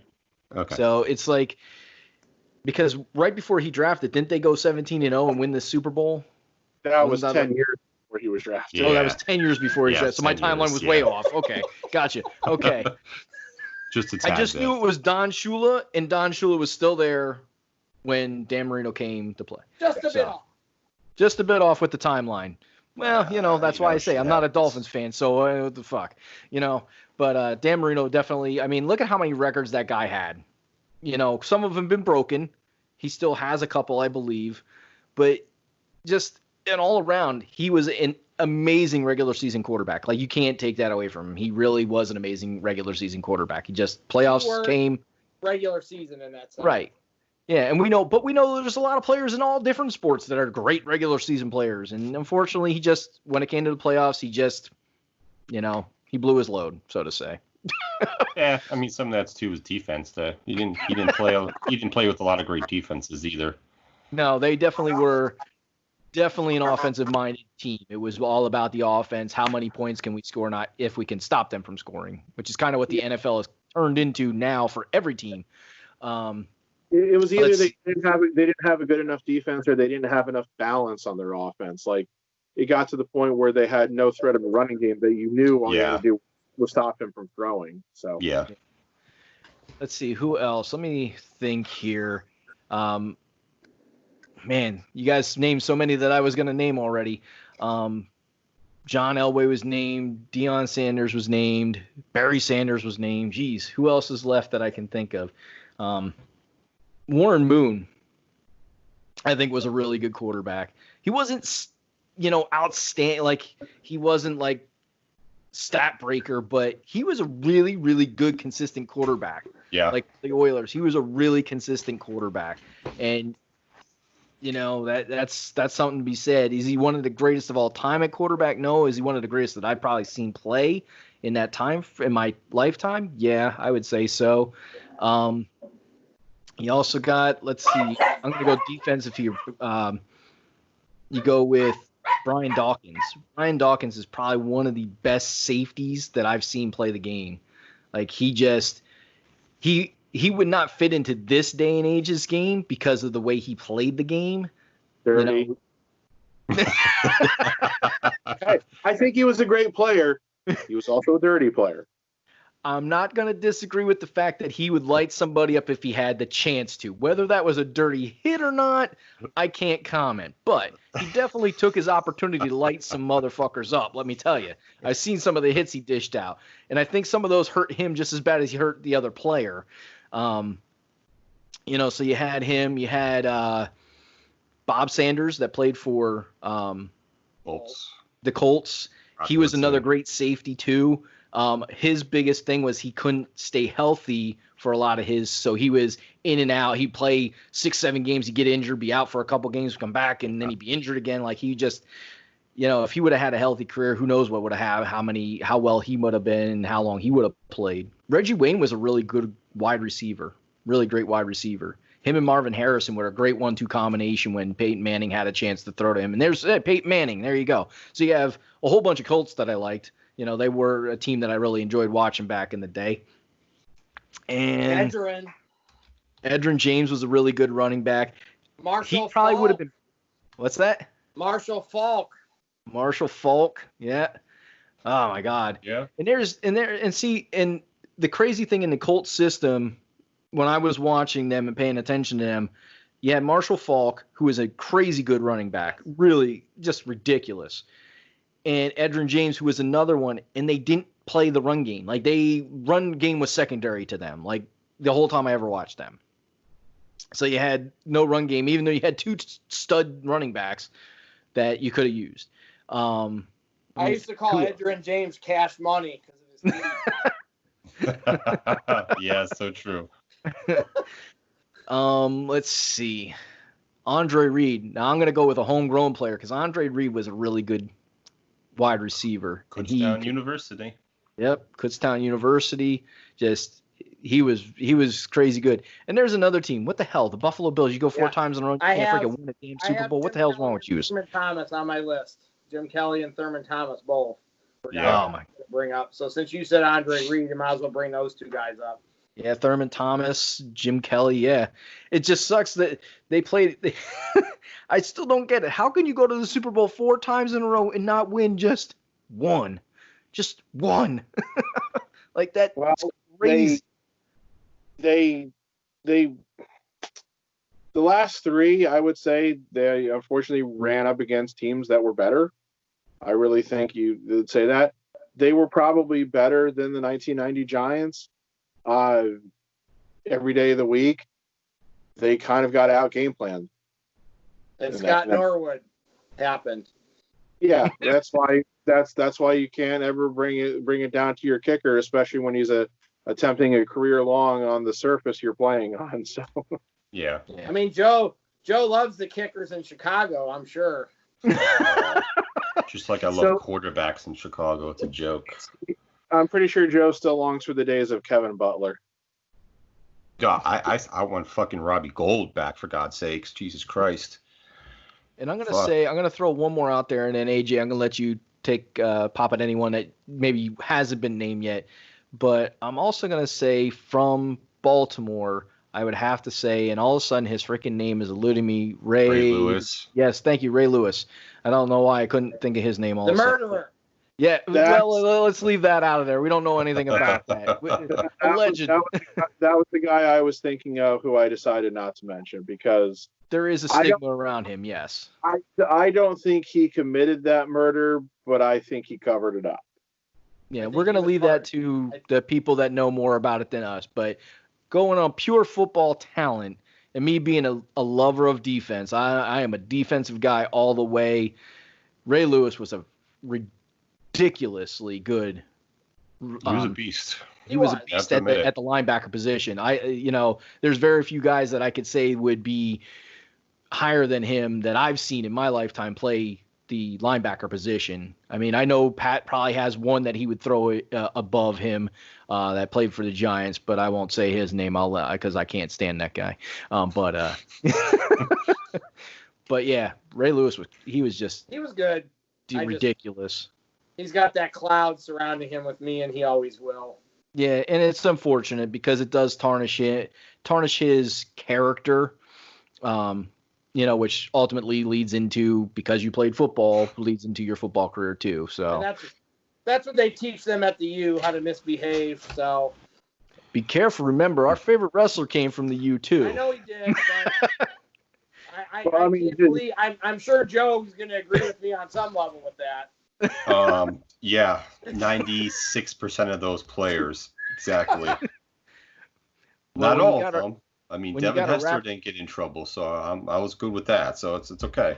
When you got Two Live Crew, the rap group, supporting your college, you might have a little bit of a reputation problem. I'm sure down the road we'll do some kind of college football podcast, and we'll get more into that particular thing. So AJ, I'm gonna say we already said Marshall Faulk and Thurman Thomas and Jim Kelly. I have Steve Largent written down. I liked Steve Largent a lot when I was younger. Yeah. That was before me. What are you booing for? He's played for Seattle. His post-playing career, and I'll leave it at that. Oh, okay. Well then, okay. Politics. Keep going. It's harder with the running. Some of the running backs, like Sean Alexander and Terrell Davis, they had short, they didn't have long careers, but I thought Sean Alexander was really good, and I thought Terrell Davis was really, really good when he was healthy and he was playing. Like, he finally gave Denver that John Elway finally got some help. And I like Terrell Davis. Bowls. So Davis was very likable. Thankfully nobody brought this person up yet because they knew I was going to. Randy Moss, the greatest receiver of all time, in my opinion. Yeah, your opinion is definitely that you and Minnesota fans only. Oh boy. Nobody said Jerry Rice. Nobody even said Jerry Rice. So I said. I know, that's crazy. Before anybody said Jerry Rice. I think I was anticipating somebody else mentioning him. So. True. I think Jerry Rice was the best route runner I've ever seen, but I think I'll take Randy Moss in the red zone or on the deep bomb over anybody. I know. I'm just messing with you there, AJ. I like Randy Moss. I don't like him, but I don't take anything away from him. I mean, granted, he did take plays off a lot, when they weren't to him, but hey, everybody's got their thing as far as, He also got called for offensive pass interference more than any receiver I've ever seen. It was ridiculous. Just because he was taller than everybody and he was a red zone target, he got called for offensive pass interference probably 5 times when they took touchdowns away. I've never seen a guy burst on the scene like he did as a rookie. I mean, he had the record for most touchdowns as a rookie. He just burst on the scene, and like when he was with the Patriots that year and broke the record for touchdowns, like he was not the smartest person in the world. I will not disagree with that. He went to 3 different colleges. So he was at Notre Dame, then he went to Florida State, and then he ended up at Marshall. So well, yeah, there was a 30 for 30 done. What, Pat? I still can't believe he was ever at Notre Dame. I mean, I'm pretty sure me and Joe, I still think about Peter Warrick and Randy Moss at Florida State if that would have happened. Oh my Lord. Yeah, I know. That would have been the best wide receiver combination in college football history if that had happened. Well, if you didn't catch it, and I'm sure you did, the 30 for 30 ran you. That was crazy. He almost didn't even make it out of where he lived. Like, it was like him being in the NFL was like almost an aberration from where he came from. Yeah. Because so many people fail and go back and then turn into nothing. I like Gronk a lot too. He just gets hurt. I think Gronk is a beast. He just gets hurt. Well, yeah, when he was healthy for his healthy seasons, he was essentially dominant. There was nobody better. I liked Shannon Sharp a lot. I didn't like Tony Gonzalez, but Gonzalez was a really good tight end that nobody brought him up. So I'm trying to, bring up some names. As much as I hate the clowns, even Ozzie Newsome was a really good tight end when I was younger. I was about to make a Shannon Sharp joke, and I very wisely refrained. Yeah. I mean, Derek Thomas is another one. He was a beast, and I've never looked like he was built out of a brick shit house when he was in the NFL. But now I don't want to listen to him anymore because he's a LeBron dick sucker. So I don't want anything to do with him anymore. Well, I just find the whole concept of anybody who could listen to a show where it's Shannon Sharp and Skip Bayless and listen to that show for more than 5 minutes and not want to immediately look for a way to kill themselves is mind-boggling. Because between listening to those two guys, wait a minute. I just realized that's where I'm going when I die, because that is my personal hell. Throw Stephen A. Smith in with the two of them, and I think it just became my personal hell. I don't know. I don't agree with Stephen A. Smith all the time, but I like him. Stephen A. Smith's problem is that for every moment of insightfulness he has about 5 moments where he's rubbing your face in it that he's insightful about something. So yeah, I think my biggest. Sorry, go ahead. My biggest thing with Stephen A. Smith, and that's why we don't do this on our podcast, is he brings race into stuff a lot, and I don't like that from people that are analyzing sports. Like, that should never play any portion of sports analyzation, is bringing any kind of race into things or that. And I know it happens on a lot of shows, but I don't like that personally. I hate to tell you this, though. If anything we've learned from Kaepernick is that there's always that intersection between race and sports is always going to be there, and you really can't ignore it anymore. Now, obviously, that's not what we talk about here, but for the professional pundits that were out there and everything, yeah, it's going to be something they're going to talk about. So. Yeah, I understand that, and that's why I choose not to listen to a lot of them, because I don't want to hear about it, because I can get it anywhere else I want to. I don't need to hear it when I'm listening about sports. So that's my biggest pull away from Stephen A. Smith. I get that, because so many people look at sports for escapism. It's just that, again, I don't think we will really ever be able to permanently separate them now. Yeah, it's unfortunate, but it is what it is. We live with it and deal with it, right? Right. Absolutely. AJ, you got any more you want to throw out there? Nope, I think it's Mount Rushmore time. Mount Rushmore time? Did somebody say Mount Rushmore? I would have to agree. It is time for Mount Rushmore, because we are coming to the end of this podcast episode. Today's Mount Rushmore is going to be the Mount Rushmore of Mount Rushmore. Is it? Because I didn't know about that. Somebody informed me of something different? Okay. I was just kind of going to start saying that on every episode. Okay, well, feel free to. And then when it actually happens, we won't surprise anybody. So, yes, it is time for the Mount Rushmore of football. And today's theme, because it is football, is going to be the greatest player that we have ever seen play in our lifetime, in our opinion, because greatest players are always an opinion based. As much as we want to put stats and stuff into it, that shit don't matter, because it's always going to be an opinion. So, our Mount Rushmore, who shall we start with today to put the first face on the Mount Rushmore? And since I had quite a few arguments with him today, we're going to start with Darth Pat. All right. Go for it. This is one time where I'm going to be biased, but at the same time, the reasons for my bias, I think, are completely and totally justified. 2 letters, LT. LaDainian Tomlinson? Wow. Yeah. The fact that a bunch of announcers just found that there were too many syllables in his name and decided to start calling him LT as well, and that they got away with it, was inexcusable. That nickname was permanently ascribed to Lawrence Taylor, and the fact that even somebody who is as anti-New York as you can get as Bill Simmons objected to the other people calling somebody else LT should tell you something. But no, Lawrence Taylor, when I start watching football, it was basically the Giants' first Super Bowl season, 1986. Taylor wins the defensive MVP, the defensive player of the year. He wins the league MVP that year. He's the last defensive player to do that.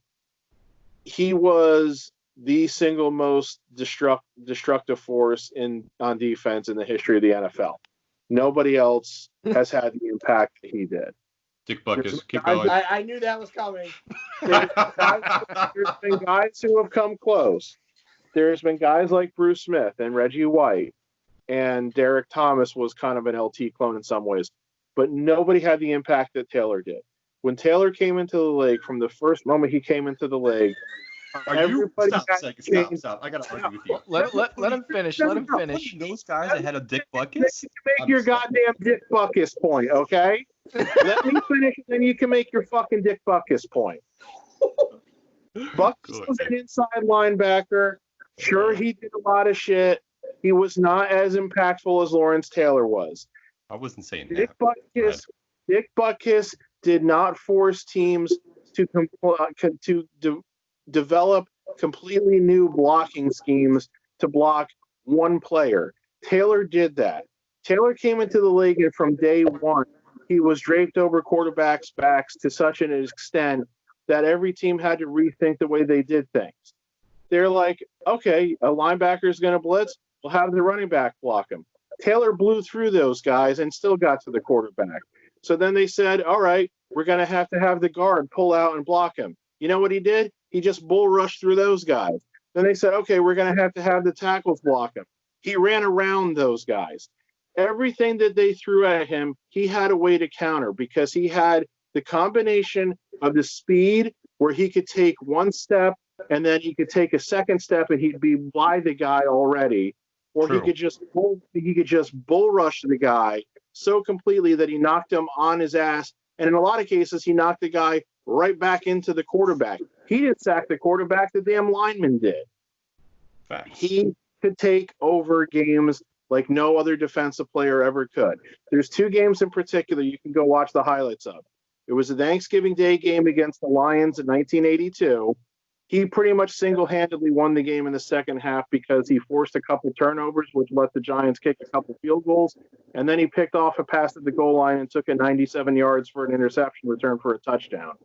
Then there was a game in 1988 against the Saints where he was playing with a torn pectoral muscle. They had to strap him up into this huge harness. He still had like 3 sacks and 2 forced fumbles and basically prevented the Saints from beating the Giants that game. He was unblockable, and it wasn't just about rushing the passer. He could play the run. There's that famous highlight of him against the Saints in 86 where Reuben Mays is running parallel to the line of scrimmage, and Taylor chases him down from the blind side all the way to the other side. He could also play pass defense. He would drop back suddenly, and then they wouldn't know where he was, and then they're throwing the ball to a tight end or a back out of the backfield, and all of a sudden he's there hitting the guy and preventing the pass from being completed. There just simply was no other player like Lawrence Taylor, and the tragic thing about it is that if he had been able to stay away from the nose candy, he could have been so much better than he was, and he already was the greatest defensive player of all time. He could have done so much more if he had just been able to keep, his own freaking, lifestyle, out of it and everything, because he had suspensions, he lost seasons to strikes, but again, there's, like I just said, there are just so many YouTube clips. If you just go to YouTube and you type in Lawrence Taylor, you'll see some shit that you just don't see guys being able to do today. There was nobody like him. Nope, there wasn't. There wasn't. So, in any given Sunday, because Lawrence Taylor was in that movie, was he not? Yes, he was. He was playing a slightly fictionalized version of himself. I was gonna say, I thought that's what they purposely did in that movie. It's like, wow, at least he can joke about himself. It is, but the ironic thing too is that I think he was playing more of like an inside linebacker in that when he was an outside linebacker in real life and everything. So I don't know why exactly they did that, but it seemed like they had him playing more like an inside linebacker in that movie. But yeah, like as far as like the way like his persona was in that movie, yeah, it wasn't a far stretch from the way he was as a player, the reputation that he had given himself. Yes. So we got Lawrence Taylor. Go ahead, Jeremy. All right. You want me to go? Yeah. Oh, no. All right, I'll go. So I am wearing the jersey of the greatest defensive player of all freaking time. Here we go. Pat. Number 92, Philadelphia Eagle. Argument number 3. Reggie White. Now, I will agree with you on one point. Reggie White was not as versatile as Lawrence Taylor. I'll give you that. But if you want to break it down into pure pass rushers, Reggie White is the greatest of all time because he ran through players. Like, I remember watching him as a kid, and I cannot remember, and you guys can correct me if I'm wrong, but I don't remember offensive having to double team defensive ends until Reggie White came in the league.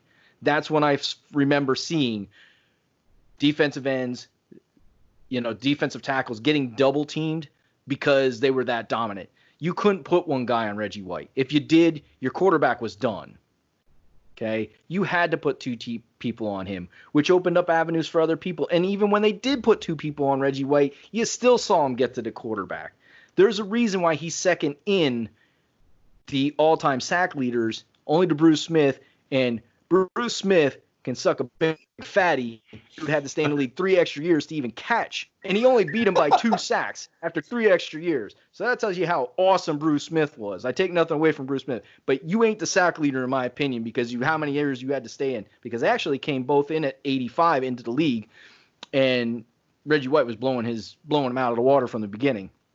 But anyways, so Pat and I will have to agree to disagree on who the greatest defensive player of all time is. But if you go back and watch Reggie White play at the defensive end, maybe defensive tackle from time to time, he was dominant. There was no front man that I can think of in my lifetime that I've ever seen that was more dominant at that position, could bum rush a quarterback, could get to the quarterback. He was fast enough to do that in his day. He redefined what a defensive end could do. He was, especially in his early years, he was, physical. He was powerful. He was fast. Now defensive ends have gone from not just being powerful, heavy guys that most defensive ends are probably in like that 250 range. They're built more like linebackers, but have much faster now than even linebackers are. And I truly believe that's because of what Reggie White showed defensive ends could turn into. They can be fast pass rushers that are just dominantly powerful guys and just get to the quarterback and really contain the quarterback and running backs. So, when it comes to his stats, and I'll just throw a couple out there. So, lifetime career stats, 198 sacks, second in the leader to Bruce Smith. Once again, Bruce Smith can suck a big fatty. Tackles it's hard to say because the where I'm getting this Football Reference, ProFootballReference.com has his tackles at 1,111, but that's combo tackles, so that's including all solo tackles, any assisted tackles, whatever. And funny enough, even though I don't really like to count the year that he played for the Carolina Panthers, he played all 16 games and he had 5.5 sacks, which wasn't really that great. So, his last season playing on that Carolina team though. Yeah, but so that wasn't the greatest year. But his last season that he played with Green Bay, he had 16 sacks in 16 games. That's a sack a game. That's pretty unheard of. Most guys don't have that. But like I said, for me, yes, it's a homer player, but Reggie White, in my opinion, is the greatest defensive player I've ever seen play the game. Pat, I just want to backtrack here. My Dick Butkus point was is my top 3 linebackers of all time go LT, Buckus, and Ray Lewis. Don't put any of those other jabronis that you mentioned in the conversation as top 5 linebackers. That's all I was trying to say. The only other linebacker I mentioned was Derek Thomas. No, you said a couple of other ones. Yes, you said a couple others. You did, Pat. That's why I started going, what are you doing?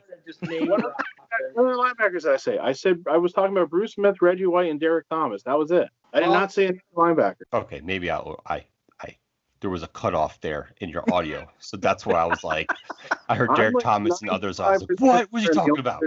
I'm 95% certain the only other linebacker I mentioned was Derek Thomas. It might have been, but your audio cut, so I didn't hear the rest. So go ahead, Joe. You might as well. Go ahead, Theo. Freaking day. I was trying to leave the arguing with you and Jeremy. God damn it. Okay, Taylor was better than Reggie. Plain and simple. Reggie was great. You can kiss my... I'm going to just leave it at that. You can kiss my... I will not. Friendly arguing here, guys. That's all we're doing. Yes. For the most part. Well, you'll never get an Eagle fan and a Giant fan to agree on the answer to that question anyway. So that's just a given. Hell no. That's why I'm glad the team I like is not in your division. That's Me too. For sure. Shit. Okay. Should I go? You want me to go? I'll go. Yep. Yes, go. So, I had 3 players I could have went with.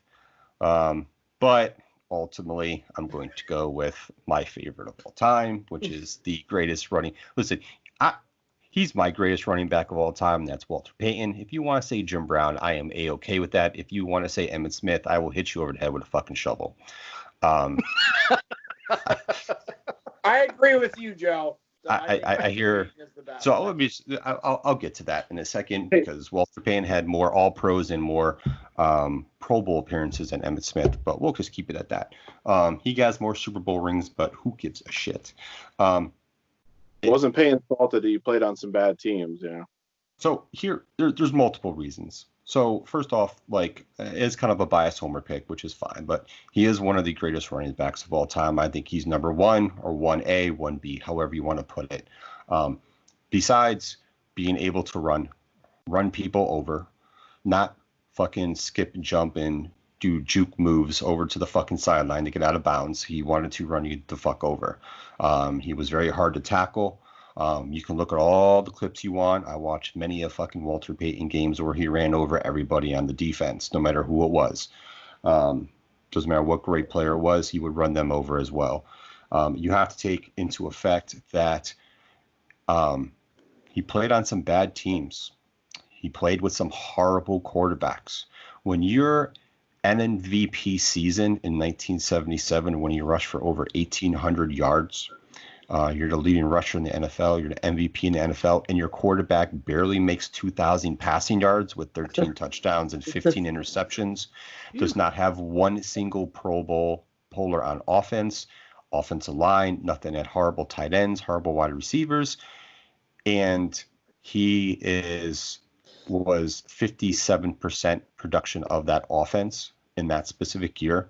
I went back and I was looking at stats for all the great seasons and all the 2,000-yard running backs, which they're all great seasons, but I will consider that one of the greatest running back seasons compared to all the other ones due to the fact of the shitty quarterback, shitty wide receivers, shitty offensive line, shitty tight ends. They had an average defense. That team overachieved because of him. He pretty much put them on their back and got them to the playoffs, which unfortunately they lost because you're going to get your butts whooped in the playoffs when you play the better teams. But he pretty much helped them get to the playoffs when they had no goddamn business going to the playoffs that year. So I kind of think he was able to catch the ball. He probably had more touchdowns in a season in his career than some Bears quarterbacks can do in 5 games in a season, or through the first 10 games of the season. He was very versatile. I think he was one of the he was kind of ahead of the game as being versatile running backs. There were some old running backs from the 70s and whatnot that were versatile too. But I think he was kind of one of the first ones, and then others came like Roger Craig and stuff like that. I don't consider people try to compare him and Eric Dickerson. No, not by a long shot. Don't put those two in the same sentence together because it's not going to happen. I think they had a similar running style, but that's about it. Yeah, I mean, he held a lot of records, NFL records, and he didn't stay in the league to break records. He was breaking records in the middle of his career, in the prime of his career. So that's where I have an issue, and that's another topic with players staying in the league longer than they should to try to break a fucking record, because I think it taints. Like Jeremy just said, it's kind of lame in my opinion. It taints the record, and for me, because it's just like you can't just retire and go away with the stats you have. You're still going to be considered one of the top people in your position of all time. You have to stay in the game or break the record and try to make it as long as you can, even though your skills are pretty much 20% of what you're accustomed to. But nonetheless, he is my guy. He did a lot of things. Only missed one game in his NFL career. And that was a coaching decision. It wasn't even because he was really hurt. He was the heart and soul of that team for many years, no matter, the great defenses they have, or even when they won the Super Bowl, their offense was average. They had a really good fullback. You had a Willie Gault that had speed. His hands were iffy. They had a possession receiver that was okay. And you had a crazy ass fucking quarterback with the headband, Jim McMahon, who was just, he was average. I mean, like, not that I'm always a defensive guy first, offense is second, but defense is my main thing, and like the only people I really like on offense is running backs. Running backs is like my offensive thing. Like players I like the most, if you want to put in those terms. I mean, he held a lot of records. He still holds 31 Bears records all time, and we've had Neil Anderson and Matt Forte, have great seasons with the Bears, and they haven't been able to eclipse only a couple of his records.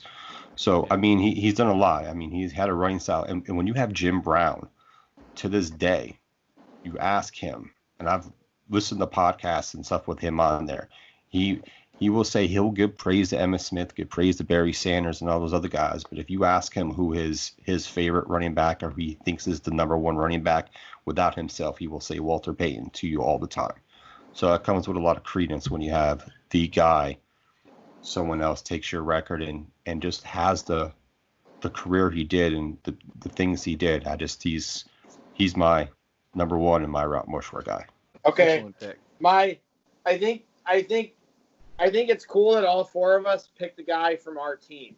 I think it's cool that we were able, it doesn't always work out that way. We were all able to find a guy from our favorite team that we picked in this. I don't think it's always going to happen that way, because I'm taking John Elway. There was a lot of similarities between John Elway and Walter Payton. He was the heart and soul of the Broncos for how long? He definitely took some mediocre teams back in his early years and put them on his back and took them to the Super Bowl, and then they got their ass kicked. So that probably means they weren't really supposed to be in the Super Bowl because they got their ass kicked the first 3 times he went there.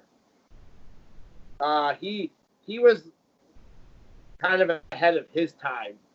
He was a mobile quarterback. We didn't see a lot of mobile quarterbacks when we were younger. So he was, everybody remembers the clip in the Super Bowl against the Packers. We're going to see that John Elway clip for the rest of our life where he got helicoptered. That's a guy to win the motherfucking Super Bowl. Like, if you were on that team and you did not want to win, or you were, like, after that play, like, everybody on that team, they were winning that game after he did that. You're like, this fucking guy is doing this shit. This guy wants to win. I cried when they won the Super Bowl. I have no shame. I cried that night. That was probably my favorite sports moment in my whole lifetime, was John Elway winning his first Super Bowl. There's not a lot of bad things I can say about him. They beat the Clowns 3 times in the AFC Championship, so the team I hate the most in the NFL, Denver, kept them from the Super Bowl all 3 times they had a chance to get there. That's why they still hate John Elway here. I remember in his Hall of Fame induction speech, he said it was the first time he ever got cheered in Cleveland. Nice. So he was a likable guy. I mean, he was kind of a dick when he got drafted, but I think in the NFL, I think he was a likable person. I don't have a lot of, other than people that live in Cleveland, a lot of other people like John Elway. Like, I think he was a likable person. I think he was somebody that he was easy to like because he was fearless. He was a fearless quarterback that wasn't afraid to run the ball and wasn't afraid to get hit. And when he finally got help, he won Super Bowls. He just needed that help. I mean, the Giants team that beat them, maybe the Redskins team was not that good, but the Giants team, the Niners teams that whooped their ass were better teams. I don't think the Broncos were supposed to be in the Super Bowl those years. He had mediocre receivers. Early in they weren't as bad as the teams that Peyton played on, but Elway had some stinky teams early in his career, and he was able to it's easier for a quarterback to put a team on their shoulders and run with it than it is for a running back. But agreed. Yeah. Some of the things you said about Peyton, Joe, I think were also with Elway, the heart and soul of a team for a long time. I think that's pretty cool that we can both say that about our guys. It's like they were that team. John Elway is identified with the Broncos for the rest of my life. Yeah, and another thing too was like, I was there was a book with Peyton, and there's like excerpt from there from Brett Favre of all people, which it was a very good excerpt that he wrote into the book where, when he was growing up, everyone down south wanted to, like all the running backs that were out there, people wanted to be like Peyton. They weren't trying to be like anybody else. Even like in the early 2000s, there was running backs who, who do you try to, mimic your game off of? And they're naming like Barry and Emmett and Sean Alexander and some of those other guys. And they're like, no, we try to mimic our game off of Peyton. Like, these are kids that are, born in the 90s or whatever, that are trying to mimic their game off of somebody who hasn't played since 1987. So, those are true football people who are trying to be like the greats and picking those type of players, which is good. It shows credence of, who they were and how they played the game. As much as none of us like Tom Brady, I have to at least, Brady is a winner. As much as I don't like him, I actually thought about picking him for my Rushmore just because he's a fucking winner, and he always wins. Yeah. As much as I hate him, I think Brady probably is the greatest quarterback we've ever seen, but I'm still picking Elway because I liked him better, and I think he did things that Brady couldn't do. But I'm trying to at least give Brady the credit he deserves, even though I don't like him. Well, if we ever have an honorable mention Mount Rushmore, we can throw Brady on there, okay? Yeah. Because we all agree he is. We said it before. He is one of the greatest quarterbacks that we probably ever seen, but doesn't mean that he has to go on Mount Rushmore like you said. I'm just trying to give credit where credit is due. I am going to say this, Jeremy. You're not going to like this. Uh-oh. I think I have to agree with Pat on the Lawrence Taylor, Reggie White thing. I think I have to agree with Pat on that one. Well, you can agree with who you want to agree with. Doesn't change my mind. Doesn't change facts. Because Lawrence Taylor only had 132 sacks in his career. I'm not. And a half. I'm not agreeing with either one of you. That's fine. It's definitely coming from an unbiased place because I didn't really like either of them. So I'm telling you that if I had to pick one, that's what I would do. I don't like either of them. I'm not going to argue the stats because it's not worth it. Okay. And that brings us to the end of our show. To recap our Mount Rushmore of greatest players of all time that we've seen play the game of football, we have Lawrence Taylor, Reggie White, Walter Payton, and John Elway. 2 defensive, 2 offensive players. Great Mount Rushmore. Another great show. I hope all of you enjoyed it. We are going to go home now and call it a night, but we do want to thank you guys for tuning in. Yes, so am I. And I believe all of us are home because we all do this from different locations. Why are we going home? I don't get it. You've confused me. Can we end it before you two bicker again, please? He's messing with my mind. It's his fault.